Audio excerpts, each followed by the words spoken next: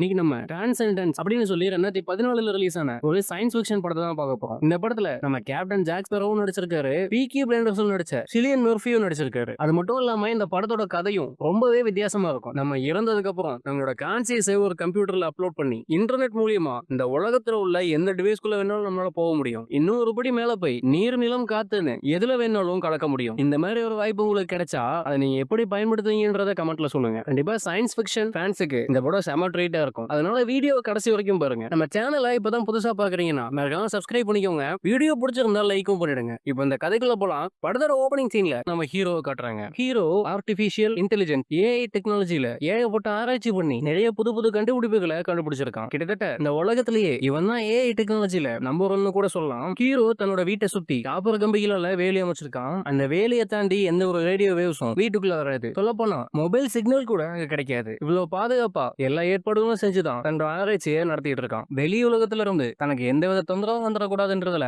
Hero ரொம்பவே கவனமா இருக்கான். ஹீரோ தன்னோட டீமை எல்லாம் கூப்பிட்டு வச்சு தன்னோட ஆராய்ச்சி பத்தி ஒரு செமினார் எடுத்துட்டு இருக்கான். அதே சமயம் இன்னொரு பக்கத்துல இந்த மாதிரி டெக்னாலஜி எல்லாம் மனித குலத்துக்கு தேவையில்லை, இந்த டெக்னாலஜி எல்லாம் வந்துச்சுன்னா கண்டிப்பா மனித குலத்துக்கு பெரிய பாதிப்பாகும்னு சொல்லி ஒரு குரூப் இந்த டெக்னாலஜி எல்லாம் எதிர்த்துட்டு இருப்பாங்க. அப்படி இந்த டெக்னாலஜி எதிர்க்கிற குரூப் டெக்னாலஜி பத்தி ரிசர்ச் பண்ணிட்டு இருக்க ஏகப்பட்ட ரிசர்ச் சென்டர்களை பாம்பு போட்டு எரிக்கிறானுங்க. ஹீரோ மாதிரி சயின்டிஸ்ட கூட விஷம் வச்சு கொல்ல முயற்சி பண்றானுங்க. ஆனா அதை பத்தி ஹீரோவுக்கு தெரியாம இங்க செமினார் எடுத்து முடிச்சிட்டு வெளியில வருவான். அப்படி ஹீரோ வந்துட்டு இருக்கும்போது அந்த ரெபல் குரூப்பை சேர்ந்தவன் கன்னை வச்சு ஹீரோவை சுடுறான். ஆனா ஹீரோ சின்ன சின்ன காயங்களோட உயிர் தப்பிக்கிறான். ஹீரோவை ஹாஸ்பிட்டல் கூட்டிட்டு போய் ட்ரீட்மெண்ட் கொடுக்குறாங்க. அப்படி ட்ரீட்மெண்ட் கொடுத்துட்டு இருக்கும்போது ஹீரோவோட பிளட் எடுத்து செக் பண்ணி பாக்குறாங்க. அப்படி செக் பண்ணி பார்க்கும்போது தான் இன்னொரு பெரிய பிரச்சனை தெரிய வருது. அந்த ரெபல் குரூப் யூஸ் பண்ண குண்டுல கேன்சர் உருவாக்கக்கூடிய வைரஸ் அந்த புல்லட் மூலியமா ஹீரோவோட உடம்புக்குள்ள செலுத்தி இருக்காங்க. அது கொஞ்சம் கொஞ்சமா ஹீரோட உடம்புக்குள்ளேயும் பரவிட்டு இருக்கு. இன்னும் சில நாட்கள்ல ஹீரோ இறந்து போயிடுவான்னு டாக்டர் சொல்லிட்டு இருக்காரு. அதை கேட்டு ஹீரோட ஃப்ரெண்ட்ஸ் எல்லாருமே ரொம்பவே சோகமா இருக்காங்க. இவ்வளவு அறிவாளியான ஒருத்தர் நம்ம விட்டு போக போறானேன்னு சொல்லி ரொம்பவே கஷ்டப்படுறாங்க. கட் பண்ணா சில நாட்கள் போகுது. அந்த கேன்சர் வைரஸ் ஹீரோட உடம்பு முழுக்க பரவுது. கேன்சரோட சிம்டம்ஸ் கொஞ்சம் கொஞ்சமா தெரிய ஆரம்பிக்குது. ஹீரோட ரிசர்ச்சுக்கு ஒரு ஃப்ரெண்ட் ஹெல்ப் பண்ணிட்டு இருப்பான். அவனும் ஹீரோயின் தான் ஹீரோவை பத்திரமா பாத்துக்கிறாங்க. ஆனா என்னதான் ட்ரீட்மெண்ட் எடுத்தாலும் ஹீரோட ஆயுள் இன்னும் சில நாட்கள்ல முடிய போகுது. இப்போதான் ஹீரோ என்ன ரிசர்ச் பண்ணிட்டு இருந்தன்ற விஷயத்த ஹீரோயின் கிட்டயும் தன்னோட ஃப்ரெண்டு கிட்டயும் சொல்றான். ஒரு மனிதனோட சுய நினைவுகளை ஒரு கம்ப்யூட்டருக்குள்ள ஏத்திட்டா போதும், அவன் செத்துட்டா கூட அவனோட சுய நினைவு அந்த கம்ப்யூட்டர் மூலியமா வாழும். சுருக்கமா சொல்லணும்னா சாவே இல்லாம செத்த அப்புறம் கூட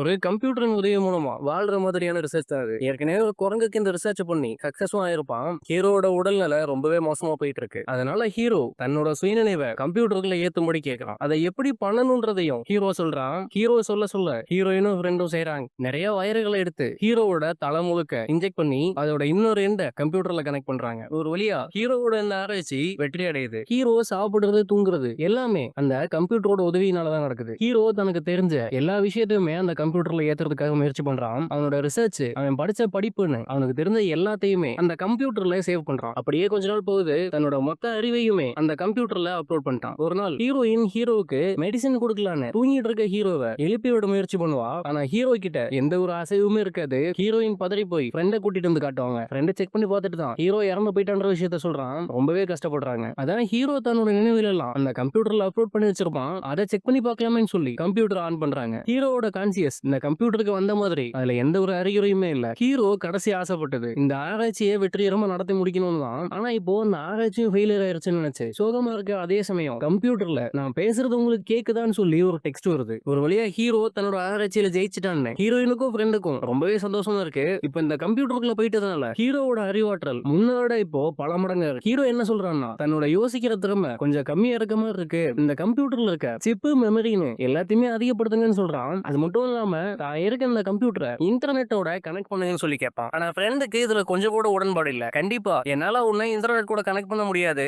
வேற ஏதாவது உதவி வேணும்னா சொல்லு, இல்லன்னா இங்கிருந்து நான் கிளம்பிடுவேன்னு சொல்றான். ஹீரோவும் எனக்கு வேற எதுவுமே தேவையில்ல, என்ன இன்டர்நெட் கூட கனெக்ட் பண்ணா போதும், எனக்கு என்ன தேவையோ அதை நானே பண்ணிப்பேன்னு சொல்லுவான். ஃப்ரெண்டும் எவ்வளவோ சொல்லி பார்ப்பான். ஆனா ஹீரோ கொஞ்சம் கூட கேட்க மாட்டான். இதுல கோவமாகி ஃப்ரெண்டு அங்கிருந்து வெளியில வந்துருவான். ஒரு பார்ல உட்காந்து குடிச்சிட்டு இருக்கும்போது அங்க இருக்க ஒரு பொண்ணு கிட்ட நான் பண்ற இந்த ரிசர்ச் பத்தியும் ஹீரோவை பத்தியும் மொத்தமும் உளறி கொட்டுறான். அந்த பொண்ணு இந்த டெக்னாலஜி எல்லாம் இருக்கக்கூடிய அந்த ரெபல் குரூப்ல ஒரு ஆள் போல ஃப்ரெண்ட குண்டு கிட்ட கடத்திட்டு அவங்களோட இடத்துக்கு கூட்டிட்டு போறாங்க. அங்க போன உடனே ஃப்ரெண்டை அடிச்சு அந்த ஆராய்ச்சி பத்தின மொத்த டீடைலையும் கேட்டு தெரிஞ்சுக்கிறாங்க. அதே சமயம் போலீஸ் எல்லாரும் சயின்டிஸ்ட் எல்லாரையும் கொன்ன அந்த ரெபல் குரூப்பை எப்படியாவது பிடிச்சே ஆகணும், அந்த குரூப்போட தலைவனை மட்டும் பிடிச்சிட்டா போதும் அந்த கூட்டத்தை ஈஸியா அடக்கிடலாம்னு பிளான் போட்டு இருப்பாங்க. அந்த போலீஸ் டீமுக்கு ஹெட் சிலியன் மர்ஃபி கூடவே ஹீரோவோட கான்சியஸ் கம்ப்யூட்டருக்குள்ள போயிடுச்சு. அவன் மட்டும் இன்டர்நெட் கூட கனெக்ட் ஆயிட்டா கிட்டத்தட்ட கடவுள் மாதிரி இந்த உலகத்துல எந்த இடத்துக்கு வேணாலும் போயிட்டு வர முடியும். இதை நினைச்சு கொஞ்சம் பயப்படுறாங்க. ஹீரோ மூலியமா ஏதாவது பிரச்சனை வந்தா அது அந்த ரெபல் குரூப் மேல பழைய போட்டு தப்பிச்சிடலாம்னு நினைக்கிறாங்க. கட் பண்ணா பாலைவனத்துக்கு நடுவுல மிகப்பெரிய தொழில்நுட்ப சிட்டியவே ஹீரோயினோட உதவி மூலியமா ஹீரோ கட்டுறான். ஃப்ரெண்டை பிரெயின் வாஷ் பண்ணி அந்த ரெபல் குரூப் அவங்களோட சேர்த்துக்கிறாங்க. இப்ப ஃப்ரெண்டும் இந்த டெக்னாலஜிக்கெல்லாம் எதிராக நிக்கிறான். இந்த மாதிரி சயின்டிஸ்ட் எல்லாம் கொல்லணும்னு அவனும் முயற்சி பண்றான். இன்னொரு பக்கம் FBI அவங்களுக்கு சப்போர்ட் பண்ணக்கூடிய சில சயின்டிஸ்ட கூப்பிட்டு ஹீரோவை தடுக்கிறதுக்கான முயற்சி எடுக்கிறாங்க. அதே சமயம் ஹீரோ உருவாக்குன சிட்டில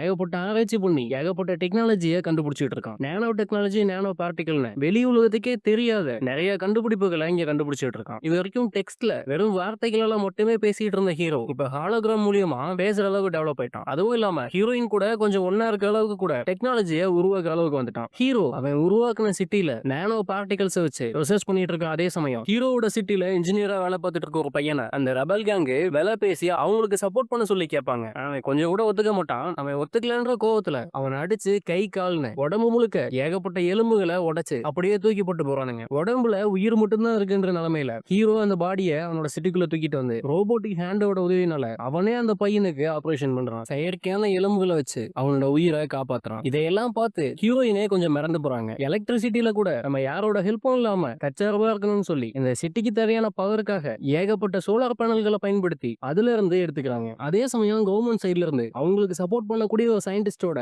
FBI ஹெட் ரெண்டு பேரையுமே ஹீரோவோட சிட்டிக்கு அனுப்பி எந்த மாதிரியான டெக்னாலஜி எல்லாம் கண்டுபிடிச்சிருக்கான் அப்படின்றத பார்த்துட்டு வாங்கன்னு சொல்லி கிட்டத்தட்ட வேவ் பாக்குற மாதிரி அவங்க அனுப்பியிருக்காங்க. ஆனா வந்திருக்க ரெண்டு பேருமே ஹீரோ வேவ் பார்க்க தான் வந்திருக்காங்கன்னு தெரியாம ஹீரோ அவங்க கிட்ட நான் கண்டுபிடிச்ச டெக்னாலஜில இருந்து இப்ப R&D பண்ணிட்டு இருக்க டெக்னாலஜி இன்னும் ஃபியூச்சர்ல வேற போற டெக்னாலஜின்னு எல்லாத்த பத்தியுமே சொல்றான். ஹீரோவோட டெக்னாலஜிகளை பார்த்து வந்த ரெண்டு பேருமே மறந்து போறாங்க. டெக்னாலஜில இந்த உயரத்தை தொடர்றதுக்கு நம்ம சயின்டிஸ்ட்க்கு கிட்டத்தட்ட இன்னும் 50 வருஷத்துக்கு மேல ஆகும். ஆனா ஹீரோ அசால்ட்டா அதெல்லாம் கண்டுபிடிச்சு வச்சிருக்கான் அப்படின்னு சொல்லி கூட அந்த சயின்டிஸ்டே வாய பொழக்கிறான். ஆனா FBI ஹெட்டும் இந்த டெக்னாலஜி எல்லாம் எப்படி மக்களோட பயன்பாட்டுக்கு கொண்டு வந்து மக்களுக்கு உதவியா இருக்கிற மாதிரி பண்ணலாம்னு யோசிக்காம இதை எப்படி தடுத்து நிறுத்தலான்ற மாதிரி யோசிப்பான். FBI ஹெட்டும் ஹீரோயினை தனியா கூப்பிட்டு அந்த கம்ப்யூட்டர் மூலியமா பேசுறது உன்னோட ஹஸ்பண்ட் தான் எப்படி நீ நம்புற? அவன் உயிரோடு இருக்கிற வரைக்கும் அவனோட அறிவுத்திறன் இந்த அளவுக்கு இருந்தது இல்ல. இப்ப கம்ப்யூட்டருக்குள்ள போனதுக்கு அப்புறமா இவ்வளவு அறிவா செயல்படுறான்னா இதுல ஏதோ எனக்கு தப்பா தெரியுது. நீயும் அதை பத்தி கொஞ்சம் யோசிச்சு பாருன்னு சொல்லிட்டு ஹீரோயினை குழப்பி விடுறான். ஹீரோயினும் FBI ஹெட் சொன்னதை யோசிச்சுட்டே போறாங்க.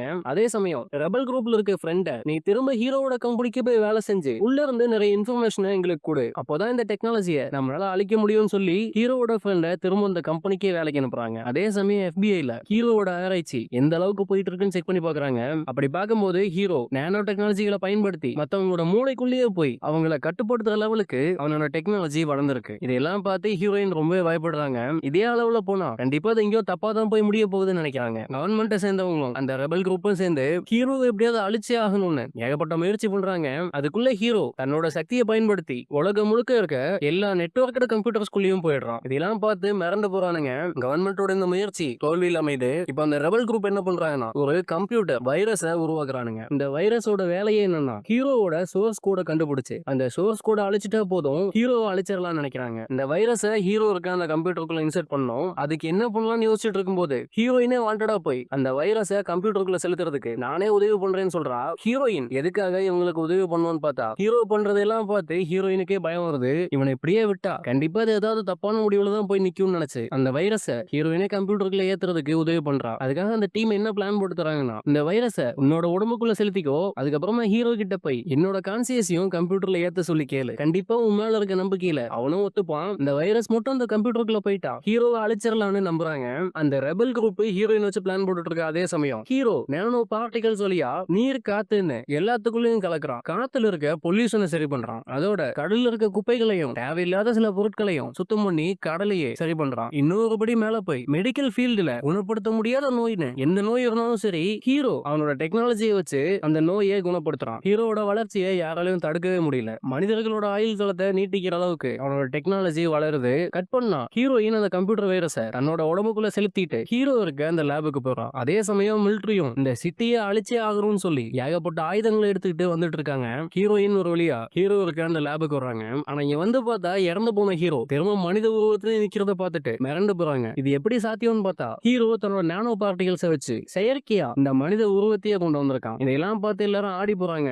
ரெபல் குரூப்பும் தன்னோட படையை கூட்டிட்டு இந்த சிட்டியை சுத்தி வளைக்கிறாங்க. இப்போ இந்த சிட்டியை சுத்தி ரெபல் குரூப்போட படையும் நிக்குது, இன்னொரு பக்கம் இந்த கவர்மெண்டோட ஆர்மியும் நிக்குது. ஆனா யாராலையும் உள்ள வர முடியல, அந்த அளவுக்கு செக்யூரிட்டி டைட்டா இருக்கு. அதே சமயம் ஹீரோவை பார்த்து என்னோட கான்சியஸையும் கம்ப்யூட்டர்ல ஏத்த சொல்லி கேக்குறாங்க. ஹீரோவுக்கு ஏற்கனவே ஹீரோயினோட உடம்புல நம்மள அழிக்கக்கூடிய வைரஸ் இருக்குன்ற விஷயம் ஏற்கனவே தெரியும். அதனால ஹீரோயினோட நினைவுகளை கம்ப்யூட்டர்ல அப்லோட் பண்றதுக்கு கொஞ்சம் தயங்குறான். அந்த டைம்ல அந்த ரெபல் குரூப் வெளியில இருந்து பாதுகாப்பு வளையங்கள் எல்லாம் உடைச்சிட்டு சிட்டிக்குள்ள வர்றதுக்காக முயற்சி பண்றாங்க. இந்த இடத்துக்கு எலக்ட்ரிசிட்டி கொடுத்துட்டு இருந்த சோலார் பேனலையும் அடிச்சு நொறுக்குறானுங்க. இன்னும் கொஞ்ச நேரத்துல இந்த சிட்டியோட பவர் சப்ளை மொத்தமா கட் ஆக போகுது. நடந்த சண்டையில ஹீரோயினுக்கு பயங்கரமா அடிபட்டு இருக்கும். அதே சமயம் வெளியில ரெபல் குரூப்பை சேர்ந்தவங்க ஹீரோவோட ஃப்ரெண்ட துப்பாக்கி முனையில புடிச்சு வச்சு நீயே உன்னோட உடம்புல அந்த வைரஸை ஏத்திக்கோ இல்லைன்னா உன்னோட ஃப்ரெண்டை கொன்றுவேன்னு சொல்லி பிளாக்மெயில் பண்றானுங்க. சோலார் பேனல் இதெல்லாம் அழிச்சிட்டதுனால இந்த சிட்டிக்கு தேவையான பவர் சப்ளை இன்னும் கொஞ்ச நேரம் தான் இருக்கும். இப்ப ஹீரோவுக்கு முன்னாடி ரெண்டு வாய்ப்பு தான் இருக்கு. ஒண்ணு, அந்த வைரஸை தனக்குள்ள ஏத்திட்டு தன்னோட ஃப்ரெண்டை காப்பாத்தணும். இல்லனா இப்ப இருக்க கொஞ்சம் எலக்ட்ரிசிட்டியை பயன்படுத்தி ஹீரோயினோட உயிரை காப்பாத்து. ஹீரோவுக்கு என்ன பண்றதுன்னு தெரியாம ரொம்பவே குழம்பி போவான். அப்போ ஹீரோவை பார்த்து நம்மளோட ஆராய்ச்சிக்காக உன்னோட ஃப்ரெண்டு சாக கூடாது,